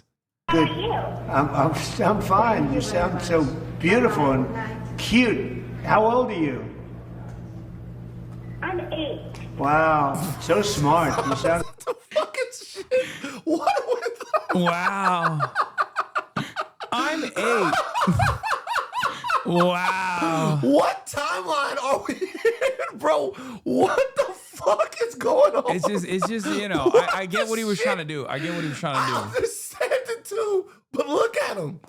Yeah. Oh my God. We don't even talk about the Trump fall off, man. This is Hakeem Olajuwon with the Raptors. You don't even have it no more. They did this because like one of his best moments from Trump 1 was when he was like, "Do you still believe in Santa Claus?" You know, at the age of 12, I feel like it's, you know, and that was like a really funny moment because he was on it. You know, it's marginal at that point, right? At 7, it's marginal. And I think they did that so that they could just get him back on, you know, the good graces of all these people. And they don't realize that there's too much stink on him now. Yeah. Do you think that the prospect of a mutiny on the right is real? Do you think that they'll start looking to put Trump out to pasture, particularly if things go bad next year? They tried to do that. They tried to do that with Ron DeSantis, but the establishment flank tried to do that. And I don't think Trump is going to get outcasted by the old money Republicans. I think if there's someone that could potentially, maybe many years down the line, push him out, it would have to be like a Tucker Carlson.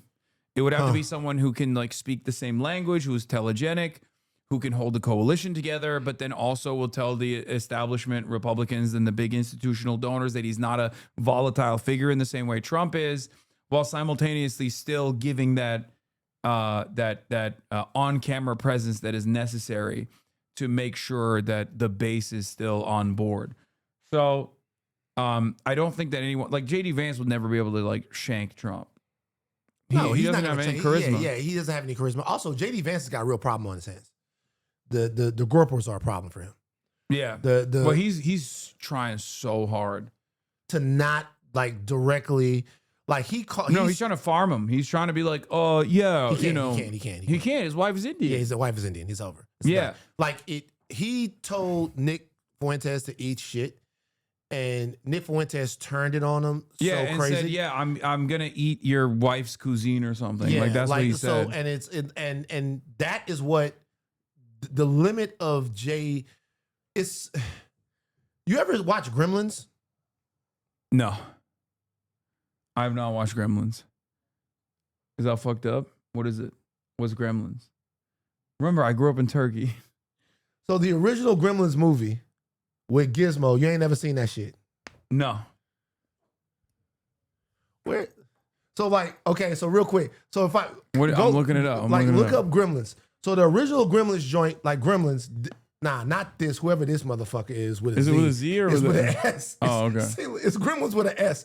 So the Gremlins, that's Gizmo right there. You've never seen Gizmo before. You don't know who Gizmo is. I have seen the little toys. Yeah, I've seen them. They're like little creepy toys, right? I don't know. They're not a creepy toy. It's a Mogwai. Okay, what it I is. don't.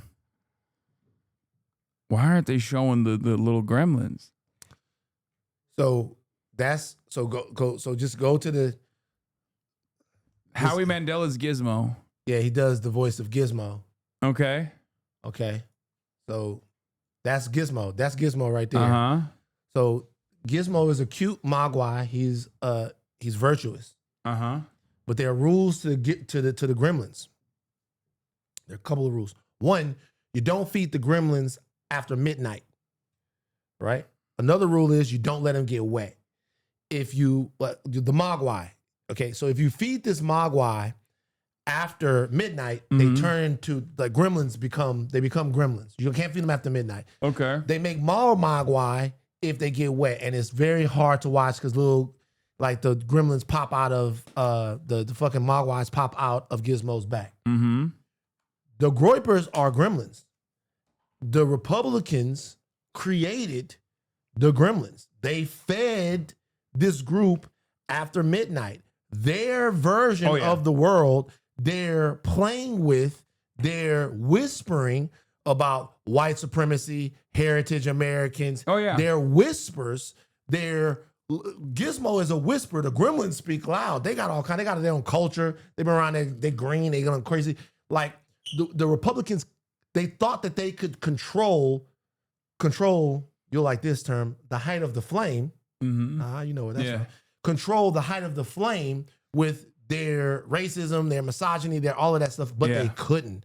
They seeded a whole bunch of babies that are more, at least outwardly, grotesque and aggressive than they are. And now it's after midnight, the gremlins then ate, and there's nothing you can fucking do about it. I don't know why they ever thought that they could like keep it at bay. That's why it's always funny when it's like Vivek or even Ben Shapiro now that's like complaining about like anti-Semitism. It's like, why would you think that the very same racialized language that you utilize for everybody but Jewish people would not inevitably turn on you?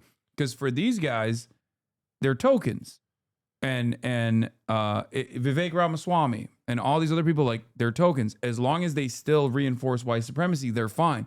But the moment they actually feel threatened by the Republicans and even call it out is a moment where all of these people are going to turn around and say, you're done. Mm-hmm. If you continue saying there's no racism, what are you guys talking about? You're fine, right? In the face of anti-Indian sentiment, if you turn around and say, oh, it's being overblown, you're fine. But the moment that you actually call it out, they will cut you out. And those very same forces will then turn to the likes of the Nick Fuenteses of the world. And that's precisely what's going on right now with the Republican Party. Vivek Ramaswamy is a weakling. Ben Shapiro can suck my dick, and let me tell you why. Yeah, exactly. So, like, Ben Shapiro, beyond any issues that I have with Ben Shapiro or anything that he's doing recently, I tweet this over and over and over again. I've talked to everyone about this. Ben Shapiro gave his thoughts on the Trayvon Martin trial on Trayvon Martin's birthday. So listen, you guys understand what that is. So like when Ben Shapiro is talking about this, everybody else is going, Trayvon Martin would have been alive. Trayvon Martin would have been alive. And we're talking about the fact that Trayvon Martin was a teenager walking in his own neighborhood, who was profiled and stopped. Also, by, you have to remember, there are people who are now too young to know who Trayvon Martin is, which is kind of crazy to think about. It's very so. Trayvon Martin's walking in his neighborhood. He's profiled by a guy that he stopped. The guy's name is George Zimmerman, who was acting in the capacity of some sort of neighborhood watch. An altercation takes place. George Zimmerman starts getting his ass kicked. He kills Trayvon Martin, right? Yeah. George Zimmerman provoked, followed, and initiated a confrontation between him and Trayvon Martin that ended up taking Trayvon Martin's life. The stand your ground law and all of these things it was litigated in the courtroom. It was also litigated culturally, right? Yeah. Let's talk about the baseline of decency here. The baseline of decency here is to understand that a black teenage male was killed for no reason. No reason. And if you respected discourse, your fellow man, and your community, what you wouldn't do was taunt people over that. If you respected the way that we should talk to one another, and if you respected people that are in pain, you would not taunt them. Ben Shapiro would taunt black people on Trayvon Martin's birthday. Yeah. So George Zimmerman did it too. He literally started selling Skittles. He would sign Skittles bags. He sold his gun that he used to kill Trayvon Martin. He auctioned it. And the same goes for and the same goes for like the culture that surrounded it. It's so disgusting. Trayvon Martin had gone to the grocery store to get a bag of Skittles, and he was walking back home with his hoodie up. And that was a just cause for many Americans that advocated for George Zimmerman at the time. It became this like major cultural flashpoint. And so to me, why don't you, like the Republicans, the movement that you're calling so grotesque right now, these are your kids. Go put your arms around them.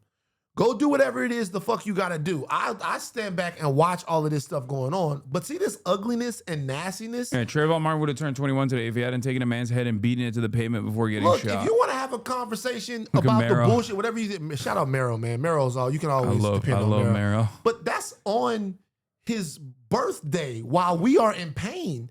And like, to me, so all the talk about decency and all of that stuff, like, I'm not saying you get held to account for one thing you did one time, all of that. What I'm saying is Ben Shapiro has to contend with the fact that the movement that he's fighting are the gremlins that he poured water on and fed after midnight. So deal with them. Go clean them up, just like they did in that movie that you ain't never seen. I can't believe you ain't never seen that. Yeah. No, they birthed his demon. So here's Cam Caskey, who has something to say. He's a HasanAbi head. He's running for office now in New York 12th Congressional District. Yeah, he was one of the Parkland kids.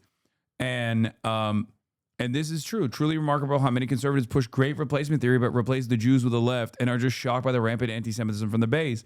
Nick Fuentes went on Tucker Carlson's show and he straight up told Tucker Carlson that he learned about the great replacement from Mark Levin. Mark Levin is a conservative, ultra-Zionist Jewish man on Fox News. Yeah.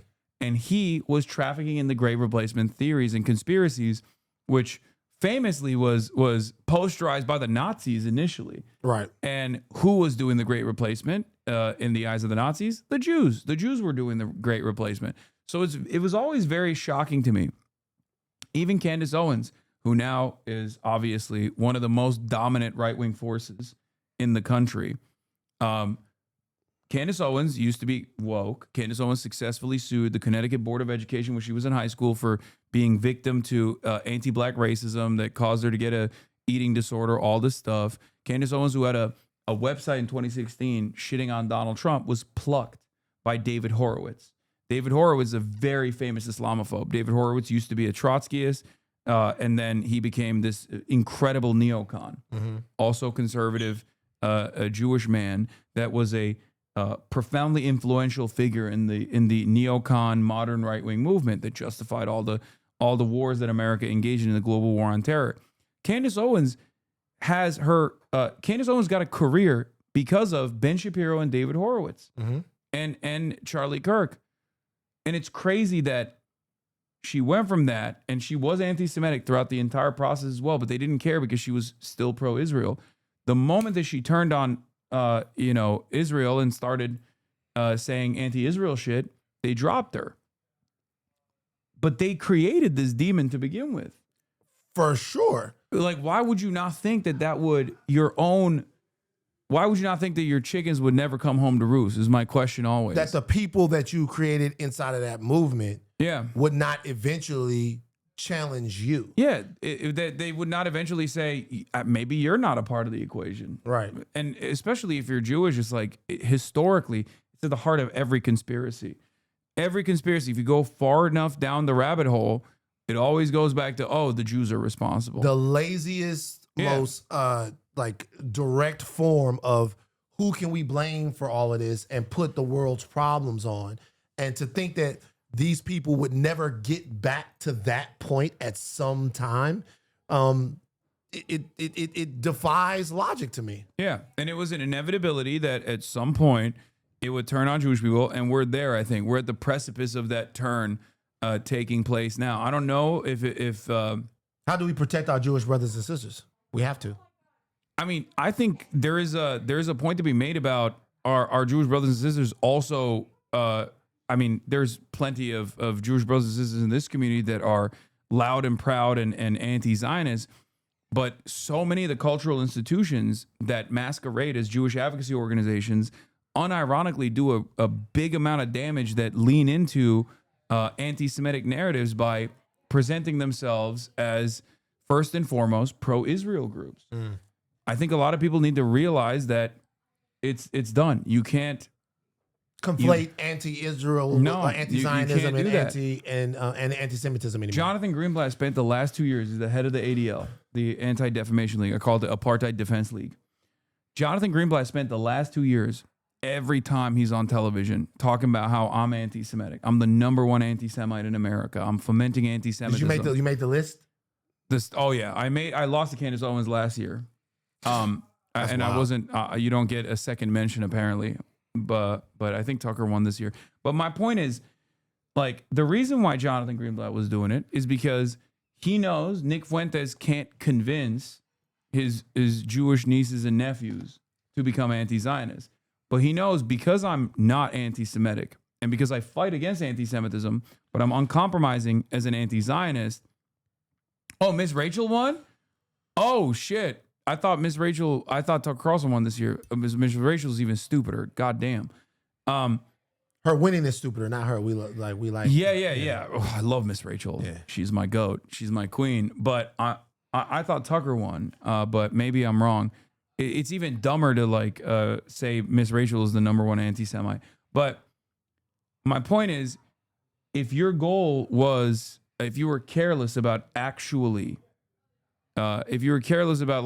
combating anti-Semitism, and your first and foremost, your primary goal was to defend Israel, yeah, you go against someone who is a loud advocate against Israel, and you continue this careless conflation, this dangerous conflation that anyone who speaks out against Israel is a vicious anti-Semite, and especially people like Hasan Piker, who have spent their entire professional advocacy, professional media career combating anti-Semitism. Yeah. And that's it. And then he defended, ADL also defended Elon Musk doing the Sig Heil. Yeah. All that stuff. And they basically diluted the whole concept of being against Jewish people. So they taught so many Americans who were not invested in Zionism at all the idea that no, Jews do only care about Israel first and foremost. So combating that and tackling that is going to be very difficult, but it requires very loud anti-Zionist Jewish voices as well in media. And it requires a shit ton of marketing as well. But in the absence of all these advocacy organizations dropping this shit, because they are the ones who literally will say anti-Zionist Jews are anti-Semitic, it's going to be impossible. Yeah. How do you teach a dude from Idaho who's never met a Jewish person now in this day and age that the idea that Israel is supposed to be a Jewish ethno state is a silly concept that most Jews don't agree with? You can't. You know what's funny? it's not funny. It's interesting. So there are a couple of people that whenever we are critical of Israel, critical of the genocide in Gaza, they're like, well, reach out to me in my DMs and stuff like that. And, you know, there'll be Jewish brothers and sisters that listen to the podcast. And you know what I'll do? I do this to a lot of people. This is so stupid. Don't do this if you have a podcast. I'll be like, yo, call me. Like, seriously. Like, I'll be like, yo, call me. And I'll get on the phone and I'll actually talk to people who are, these are mostly American Jews, who are having conversations around their belief in the state of Israel and who are trying to connect and communicate with me, somebody whose positions they respect. And they also know that early on in higher learning, we had a lot of conversations about anti-Semitism because there were a couple of brothers, I'm not going to bring their names up now, there's no need to drag them through the mud, they were posting some stuff and saying some stuff, and we were having conversations about anti-Semitism on higher learning. And when you talk to them, I think it's important sometimes to have conversations with them, because when you talk to them, you can feel the vulnerability that they feel being Jews. You can feel it. You can feel the pain, and you can feel the fear, and you can feel all of that. And there's no amount of statistics or history or anything that I can give them to get them over that fear. Like, to get them to see like what is happening and how it's happening. Any information I give them is fake. Any statistic I give them has been cooked. There's like nothing that can be done. I have the conversation so I continue to see the people that I share my community with as people and not as political dogma, and to connect with them and let them know that I want them safe and empowered. But a lot of times, like, we get so deep into it where we just exhaust each other. And so sometimes when I'm having a conversation, how do you deal with the fact that you combat anti-Semitism? And sometimes there is a cultural imperative to... I still keep pushing through it. And no matter what, I just uncompromising on that, because there are people who... And you're uncompromising in your belief that, like, and you combat anti-Semitism. Yeah, exactly. And I think you just got to keep doing that, and no matter what, because there are people who will sometimes say like, you're spending too much time on this. Like, you're spending too much time on like addressing anti-Semitism, because it's like, who gives a fuck? People are being slaughtered, right? And it's not like I'm taking time away from that, right? Because every single time I talk about this, even when I bring up anti-Semitism growing in the country, I still connect it back to the propaganda that Israel has done, that it's consistently doing, that even I think I have a unique insight into as someone who's, you know, grown up in Turkey, that never really thought about like what it would look like to be Muslim in a place like the United States of America, and then of course, have been living here. It's like I always compare it to, like, if I was running around being like, ISIS is actually fucking awesome, and you know, it represents true Islam, and if you criticize ISIS, you're Islamophobic. Just like, be can careful you imagine how they can clip you, Hasan. No, I know. I mean, they clip me all the time. But my point is, like, if I was running around saying that shit, that people would understandably be like, what the fuck are you saying? Shut the fuck up. You're an insane person.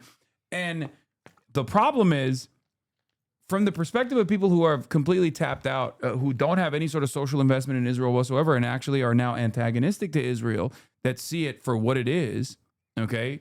A very damaging force, a very violent force in this region, a destabilizing force in this region that is consistently demanding unlimited funds from the United States of America. They don't think Israel's a good thing. They don't. So if you are running around still associating yourself and your people with Israel, you are literally leaning into people's, you are teaching people that the wrong thing, this very damaging thing, this very dangerous thing, that like, no, all Jews do care about Israel. And you're putting anti-Zionist Jews in harm's way. You're putting all Jews in harm's way, because then people start thinking twice about every Jewish person that they meet, where they go, oh, this person is like, I bet this person, which is bullshit and unfair. Yeah, exactly. Yeah, exactly. And I don't do that, but I don't expect other people not to do that. I get it. Like, it's just, This is how it is with Islamophobia as well. This is how it is with anti-black racism Well, as I well. will say this. I do expect them not to do it, though, because, like, I remember this, man. I'll never forget this. Man, I tell you what, bruh. If you were a brown person in South Louisiana post 9/11, you was catching hell. I mean, Yeah. you was catching hell. And the conversations, and we sprung into action, because I tell you something, bro, about black people. We love somebody else's fight. That's one of our favorite things. We love somebody else's fight. I don't give a fuck what nobody watching this thinks or says. Black people cannot stand to see people treated unfairly. Yeah. We do not like that. Like, we do not like to see people treated unfairly. That is why sometimes with some of my brothers that we have conversations about the Trump stuff and stuff like that, that is not in the tradition of blackness. We do not like to see people treated unfairly. We have to have all these talks on campus about Islamophobia, about all of this stuff, about dogma. We have to get very specific and granular about it. This issue with the rise of not with the rise of Fuentes and even the turn that Candace has made as of yet and recently, like, Yeah, this she is came out with direct and vicious, like, anti-Semitism that in some sort of way the right has got to contend with this inside of their political movement. This person says, look, Muslims to ISIS are not what Jews are to Israel at all. 90% of Muslims don't support ISIS, though. 90% of Jews don't support Israel in the way that you think they do. But the fact that you think that, though, okay, but the fact that you think that, I can't even fucking call that into question, because every single advocacy group consistently says that and has said that for years and years and years, where it's the most common thing that I hear. Oh, you're anti-Zionist? Well, 90% of Jews love Israel. I guess you hate 90% of Jews. Not realizing that when you say that, you're associating yourself with a country that you have no fucking real connection to, because you live here. You don't live in fucking Israel. You know what I mean? Yeah. Maybe at most you have like extended family there or some shit, but like, you chose to live here and you didn't choose to live there. Israel certainly wants you to live there if you're Jewish, right? Israel wants you to live there so bad that they'll give you benefits to live there. They got fucking free healthcare over there too. And you can get like cheap real estate as well off of stolen Palestinian land. And you still choose to live in fucking Boca Raton. So clearly you're American, okay? Mm-hmm. You're not Israel first. You're American first. Even if you think, even if you've been conditioned into thinking like, oh no, I really have to defend Israel for one reason or another. And what's frustrating about this concept is when every single like advocacy group is still presenting that as a fact, because they just cannot comprehend that Americans by and large have completely, the majority of Americans are like, Israel's not good. Right. You know, they lean into and feed into the anti-Semitic conspiracies. And I think that's an important part of this conversation that many people are maybe a little too afraid to have, because they don't want to offend anybody. They don't want to come across like they don't want to. Yeah, they don't want to come make across people like feel vulnerable. Yeah, they don't want to come across like they're saying like, "Hey, man, like this is partially on you too a little bit, right?" Like, because it is. And I say this as like, the ISIS comparison is a good one in my opinion, because that was a false conflation not brought about by Muslims. No True. Muslim is pro-ISIS. ISIS fucking kills Muslims more than ISIS is aligned with Israel. Mm-hmm. They literally have aligned strategically with Israel. ISIS's primary victims are like the Yazidis, the Muslims, the Christians, but they're Arabs, mm-hmm. So no Muslim that I've ever met in my entire fucking life has ever been like, ISIS is kind of misunderstood. They don't say that. That's not a thing. And yet that damaging conflation was consistently reinforced through the media over and over again in an effort to foment Islamophobia, in an effort to justify the global war on terror. Right, to global U.S. hegemony in the region and all of that stuff. Yeah, exactly. So when I see our Jewish brothers and sisters not realize that, like, every time they say, no, you don't understand, all Jews actually care about Israel and defend Israel to the fucking hilt, or to try to define what kind of criticism of Israel you can and can't do, okay? And oftentimes get a little heavy-handed with that kind of defense, where it kind of feels like you're all lives mattering, Black Lives Matter in many respects, because they'll be like, oh, what about like my feelings. Like, oh, you can't say from the river to the sea because it hurts my feelings. You can't say globalize the intifada because it hurts my feelings. It's like, okay, but your feelings, if your feelings revolve around like defending the sanctity and safety and security of Israel, then fuck your feelings. Right. You know, and that's most people don't give a shit about anybody's feelings, really. And when you hear that kind of thing over and over again, it reinforces what people are suspecting. It reinforces the nascent anti-Semitic tendencies that a lot of people have as well. Yes. Yeah. And that's why I always say, like, anti-Zionism from an anti-imperialist or an anti-fascist perspective is much more difficult to get Americans on board with than anti-Semitism. That's the unfortunate reality. Americans are way more predisposed to anti-Semitic opinions than they are to like understanding anti-Zionism from a anti-imperialist or anti-fascist perspective. Well, I'll say this though, to that respect, I mean, you're right, but also criticism of Israel is, at least from a mainstream American perspective, kind of new. It's not new insofar as there haven't always been. I watched George Carlin talk about this not the 90s, the 80s, and all of that stuff. But mainstream Israelis are commandos, Palestinians are terrorists. Right. Like mainstream American criticism, actually, to be honest with you, having an opinion about Israel at all, like actually just having an opinion other than the opinion that is our greatest ally, special relationship, all of that stuff, that's a relatively new thing. Oh yeah, no, for sure. Like in terms of it's like, so when I was at TMZ, they got Joan Rivers. And this was, I think it was either 14 or one of the times that there was an exchange. And they got Joan Rivers, and Joan Rivers said, she's like, all the people over there are animals and blah, blah, blah. And I was like, whoa, hold on. I was like, what? And so I was like I was watching everything that she said. She was like, they're all animals. They deserve to be blown up. And I was like, God damn. Yeah. So I remember I called my brother and I was like, yo, man, we got this clip of, and I was not lay to what had happened, but like it was, I was like, we got this clip and I can't understand how anyone saying this would be tolerated.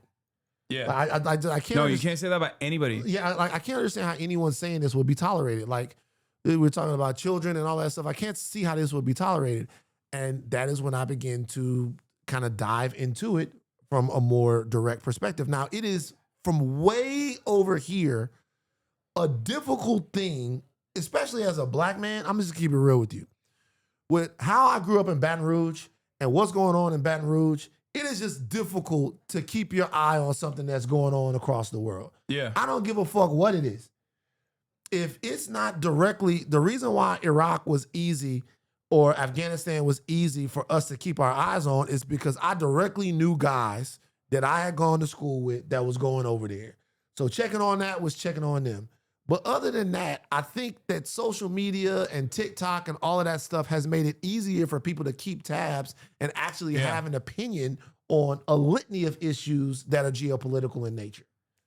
Yeah. Yeah. So like with this, I just remember having conversations and talking and just trying to talk to people about it and like not really getting a lot of good-natured, good faith conversations about how someone could say something like that about children being killed and going, oh, this is different. Yeah. No, I think part of the reason why you tuned into that language is because it's like it's almost like a different version, but not so dissimilar to white supremacist language that you might have encountered or you saw in your own personal experience. But like many white people don't actually see that. You know what I mean? Like they don't hear someone dehumanize an entire region and go, wait a minute, that sounds kind of weird. Like there is a level to it for sure. Like I talk about this from the perspective of like anti-blackness because it's so fundamental to American existence and it's so played such a formative role in designing American society. Indigenous genocide and anti-blackness did that. Like it's both everywhere at the same time, but also there is like no permission for certain versions of anti-blackness now. That like if you were to make a certain comparison, for example, to an animal, everyone would know exactly what that is, and most people would actually get mad at you for it. Even people who are like kind of racist white people would probably be like, that's a bridge too far. Give me an example, because I feel like they're going crazy. No, I'm just Well, right now, no, you're right. You're right.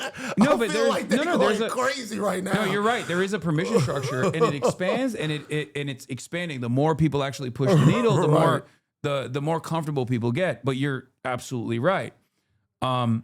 And I feel like because it was so, I call it permissible bigotry, because it was so useful at the time to justify the global war on terror, and it was so new, like the Islamophobia, that there is nothing really that you can say about Muslims that people will turn around and go, oh, that's a bridge too far. Like if white Americans who might even like have at different points in their lives said the N-word, if they hear a white American politician say the N-word, they're gonna be like, it's too much, yeah, that's too much. Yeah. And that's what I mean. They would you could feel say, called to decency. You could say urban, articulate, all this stuff all day, every day, like microaggressions or even macroaggressions beyond that. Like Laura Loomer says a Shaniqua on her thing. If she was to straight up and say what she really means, she probably see. Yeah. And even that, I think, maybe like 5 years ago would have been seen as unacceptable. No, Shaniqua. Well, you guys understand. We're on the road to nigger. Like we're on the like the Shaniqua thing directly like that. And they are doing that. That's an escalation. Like that is an escalation. And then like that person, they're laughing. That person gets invited to the White House. That person is in the White House talking to the president. Yeah, Trump said she was a free spirit. Like a free spirit, like that. Like she is crazy. She is she is directly in a vile in a way that to me is even under discussed because people are, I guess, more popular than her. Or maybe, I mean, not even out-viling her. She's a disgusted, wretched witch. Yeah. A cauldron of hate. And to me, it's like there was the lady that called the 5-year-old black child the N-word with a hard R and fucking fundraised like $1 million. Everybody got on her, and then we're watching conversations on Piers Morgan where shouldn't we just let it go? Nah, we're not trying to let it go. The word itself, it like is a flashpoint word, a descriptor of something that's subhuman and does not have value. Yeah. So we can't let y'all just get to the point of going, you should fucking toughen up. No, you should want to be in community with people and not say things that directly remind them that they were not humans for a long time. No, it's demonic almost, where it's like if you let it in even a little bit, if you don't check it in real time, then it becomes more normal. Right. And slowly but surely, you just like it's a constant struggle where it's like chipping away. That's how I feel like. Is Jink here? I see a whole big people. Is Jink coming? He might be actually. Have you met him before? I never met him. I met Anna. How many times do you think he said it? Jink? He grew up here. He grew up in America. Bro, I could tell Jink let it roll off the tongue. I don't know. You know what I like about Jink? What is it like to like be at Thanksgiving with Jink? Oh, we do it. We call it Janksgiving, where we debate. You and Jink debate? Oh, every year. Can I do a Jink impression? No, let's do it. Let's hear it. You guys, you don't want to talk to MAGA. You don't want to talk to MAGA. You just want, I'm pure. I'm pure. I'm so pure. I'm so right. That's not the way you get through to people. That's not the way you make friends with people. Oh, I'm so right. I'm the person. That's how. His kids are here, man. It's funny to me. It's funny to me. No, I know. It was pretty good. It's funny to me. I watch that shit. I'm like, God damn. I'll be watching Jink cook, and I'll be like, God damn, Jink, calm down, bro. You gonna be okay? We got so many jank emotes. Yeah, it's like you. I'm like, dog, like you a man of a certain age. Chill, like you know what I'm saying. Yeah. Don't get your blood pressure up like that. You chilling. No, I feel you.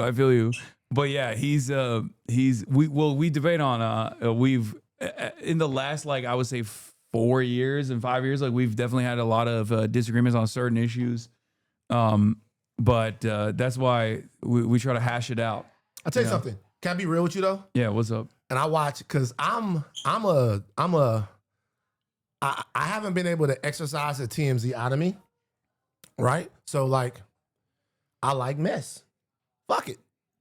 You like mess. I like mess. Oh, yeah. So the mess on the right, I almost don't want to. Yeah, I love it. I almost don't want to criticize any of the people on the right Oh, anymore. I like pushing. I like pushing and pulling, but like in a way where I'm like, yo, Candace, like, it feels weird that you got back from this secretive meeting and you didn't even film it. Like, what's going What on? happened, Candace? You losing your shit? Like, Not like I'm not like too heavy-handed with it, but every now and then I was just like, if I'm ever gonna tap the glass, I'll do it in a way where it's like, Candace, I was there with you. Like, I'm on board. Tap the glass. You say Candace behind the glass, or she an animal? That's crazy. No, anyway, no. I feel you. That's what we call it. Inward count just went That's up. what we call it. We call it tapping the glass when you're like looking at people from observing it from afar. I got you. So I almost don't want to get involved with them. I'm like, let them fight. Yeah. But what I will say is that, like, when I watch the shit that's happening on the left too, that was good for a very long time at all. I watched that channel, The Vanguard. You know those guys? Yeah. You don't fuck with them. No. I have no issue with them. No, So- they're chill. I like them. I watch them and I watch all of the stuff. But I will say this. You are tapped in. Bro, You are so tapped in. The Vanguard? Hold on. That's crazy. The Vanguard, Kyle, Breaking Points. Saga's my favorite person on the right in the whole world. Saga don't want you to smoke weed. Saga don't want you to watch porn. I did Saga don't want you to gamble. I did a thing with him. Saga wants you to stay in the fucking thing. Saga's my favorite guy on the right. I did a thing with him at the New Yorker magazine because they profiled both of us and like we were speaking, and I could not believe it. He is so. I mean, I DM'd him the other day. I was like, listen, with the gambling style, like I don't agree with you in terms of like any sort of abolition whatsoever, but like I do the gambling stuff. The gambling stuff, he's right about. He's right about. It's so bad, dude. But I say all this to say that, talk about all of the different things. And I know people have their opinions about TYT, but the shit, for me, the first person I ever saw on TV talking that leftist shit, I'm like, who is this man? Oh, Jank? It was Jank. Yeah. So a lot of people don't know that. A lot of people don't know that. Oh. What the fuck is this? They're making fun of me. This was you months ago. Yo, Elon Musk, pull up if you really want to make Trump mad. Oh, you're trying to get him on the I was trying to, yeah. You're trying to get him on the fucking I was trying to get him on the stream because he was like, have you had righties on the stream? Who from the right has come on the stream? Christian Walker.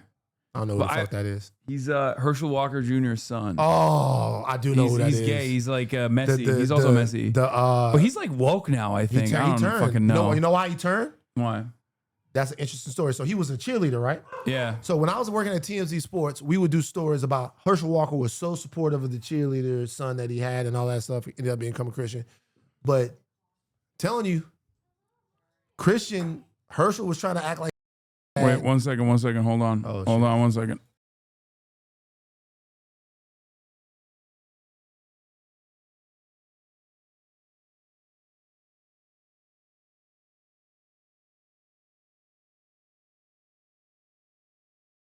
There's so many. There's so much commotion going on out there, so I had to mud it. Hasan just looked into the living room and went, "Yo, shut the fuck up. We got business going on in this bitch." But Herschel was trying to act like he was super dad when he was running, and Christian was like, "Nah, treated my mom like shit."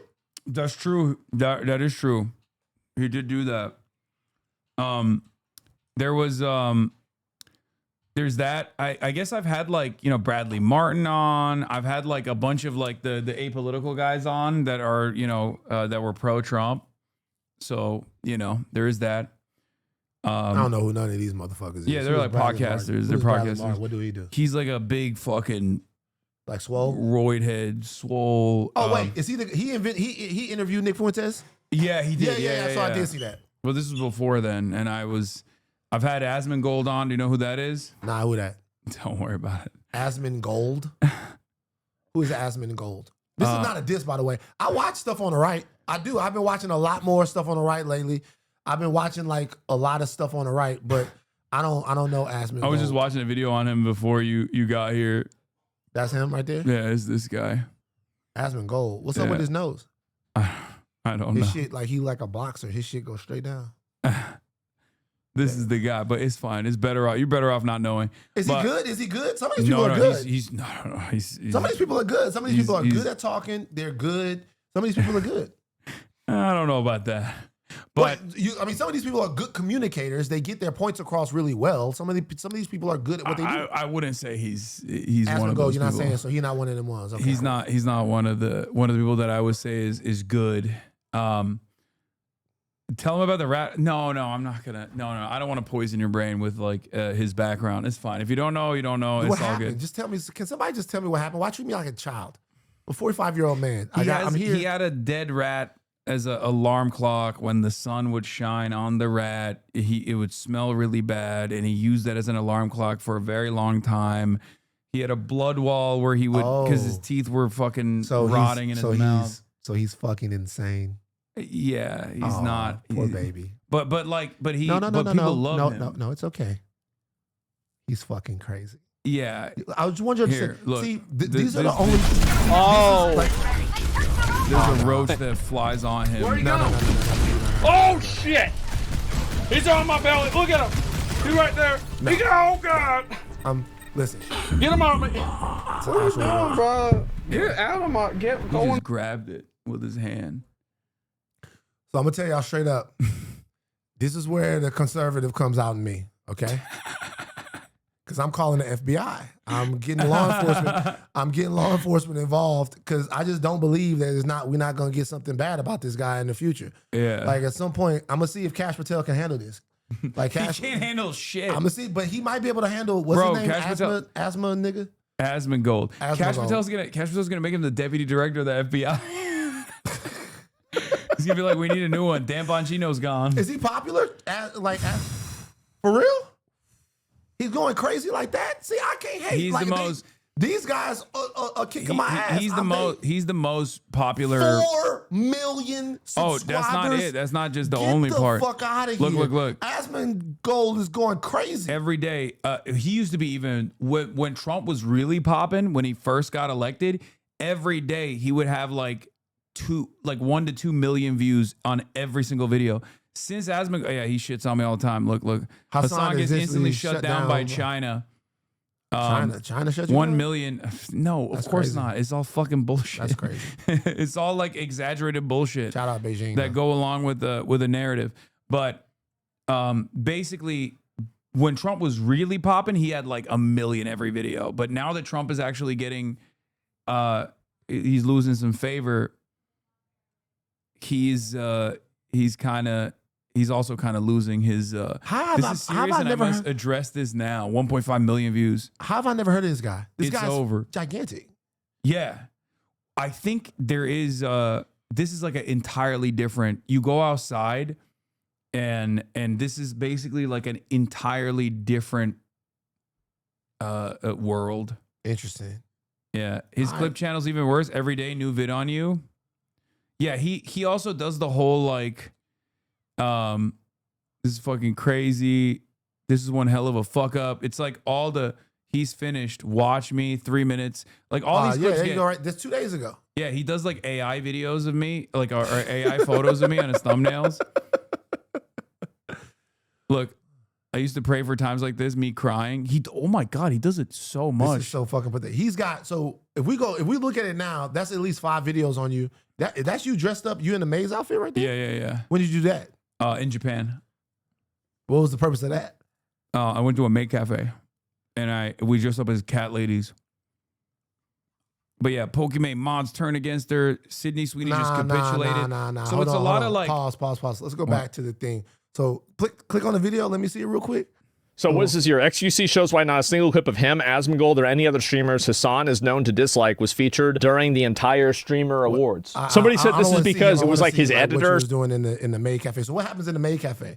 Throughout the show, and people noticed how there were several moments taken from Hasan's stream, even though he wasn't nominated for one singular thing.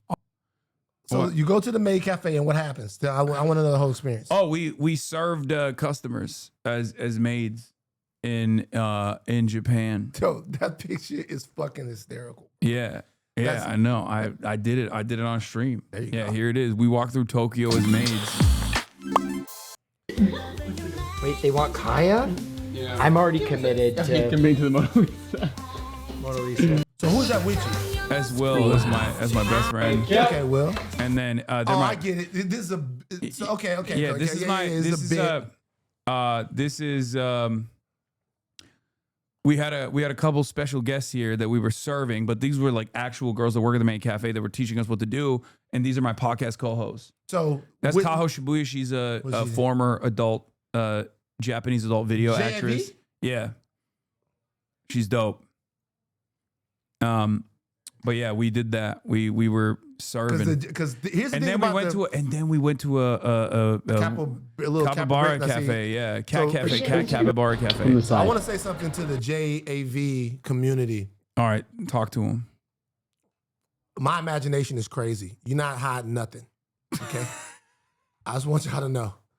I want my imagination. That little they're digital, calling you freaky unk now. I don't give a fuck. That little digital. That's some of the. It's almost better because they blur that little part. I think they know what they're doing.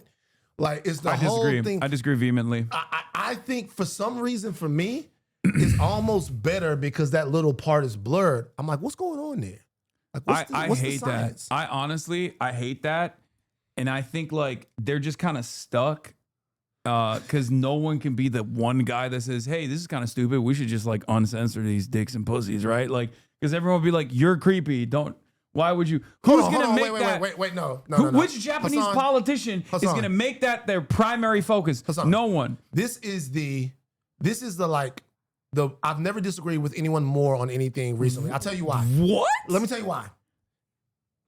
Those videos are so freaky. Like, I don't really like it. The videos are so freaked out. Like, so it's like 50 people on a bus, on a train, and one guy going next to a girl going, Like, the videos are so freaky. They so freaked out that no one is going to be called a freak for uncensoring this shit when it's like, oh yeah, I agree. Okay, you're not nobody's wrong. gonna be called a freak when it's like I do. It's like one dude. It's like the videos are so weird. It's like one dude. It's a girl on the bus, and she's like, oh, and he's like, ah, and they're going crazy. Like that's the least freaky thing is the actual showing of the sex. Everything that gets up to that's true. Is so fucking crazy. But I don't see. That's the thing. First of all, you're too tapped in. Okay, you're too tapped in. It's just you gotta dial it back. Okay, but also. I agree with what you're saying, and that's kind of the reason why I don't really fuck with Jav like that, because it's just like there's beautiful women. Women are beautiful. All women. Cold right here. All women What's her are name again? Shibuya, Kaho Shibuya. Can you spell that real quick? Okay, I don't think she has stuff anymore. She doesn't do it anymore. But listen, But I mean, even the old shit is probably still on there. She's a good friend of mine. But oh, daddy. So what I was gonna say is like the thing that I don't really vibe with when I have watched it is just like the women just look like they're not having a good time at all. You know what I mean? I'm not like, this is not like I'm so sad that I've never considered that, but I'm not being like Mr. Feminist here at all. Obviously, like there's going to be plenty of people who get mad at me regardless for even mentioning porn, because there's a lot of Puritans out there. I'm not one of them, but they just look sad and I don't understand it. I'm like, I can't. Like, I feel like I've tried to jerk off to it. I'm like, this doesn't work for me. Hold on for a second. And then there's also the little like nipple licking and stuff. I feel like it's too timid as well. I have a friend that wants to get unbanned. Okay. Oh yeah. This was before I let you go, because we're an hour post. My bad. Past the point, but it's all good. The conversation was great. So you have a friend. We were gonna do ban appeals today. You have a friend who was banned. Let's take a look. What is their username? I don't know. She hasn't given me the username before yet. Is she embarrassed? I don't know if she's embarrassed. I don't know if she's embarrassed, but she said, "Can you ask Hasan to unban me?" She said that apparently she was drunk and then she said some dumb shit on the night of the Charlie Kirk assassination, which is a crazy sentence in and of itself. Okay, what did she? Oh, okay. Oh, her name is Bobby2555. How do you spell it? It's BOBBI 25535. She's banned apparently. 3 5s. 3. Yeah, Bobby. She looks like she's banned. What? What is she? She's saying there's that there's only a mock. Was in a bad drunken state during a stressful move. I think this was maybe maybe a day. So or wait, two you're looking after. at all of the stuff about how people you can pull that up that quick, why people were banned. Yeah, yeah. Was in a bad drunken state during a stressful move.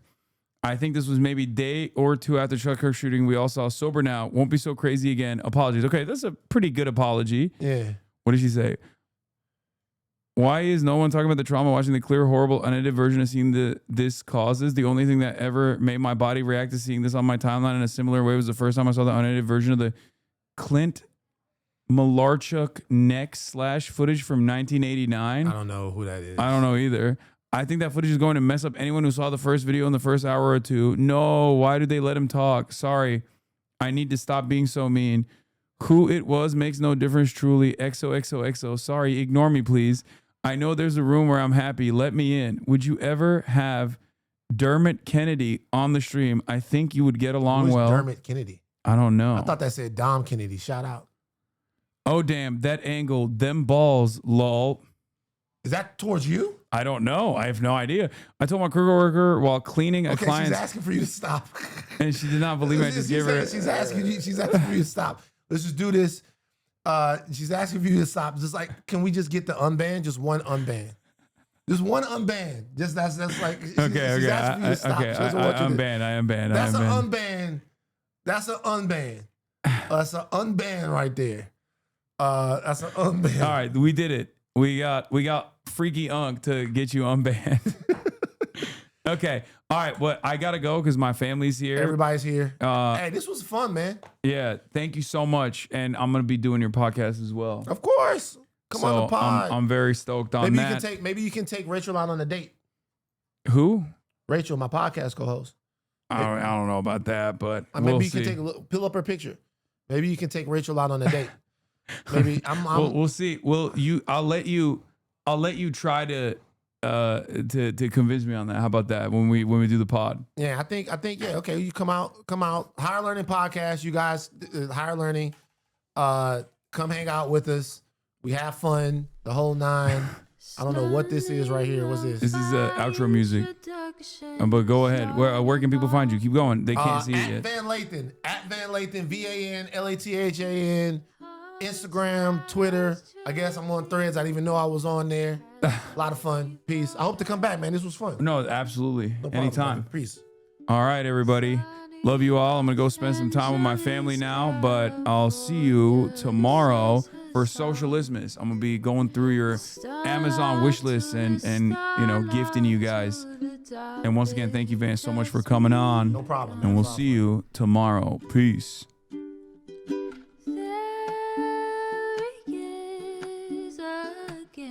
Hasan is streaming. Hasan is streaming. There he is again. Hasan is streaming. Hasan is streaming. Review in the P.O. box. Uncle Uger's face. Sudden discord at your prop. Great names take embrace. Tiny Bernie Sanders, LGBTQ Air Force. The whole left at your fingertips, on at your door.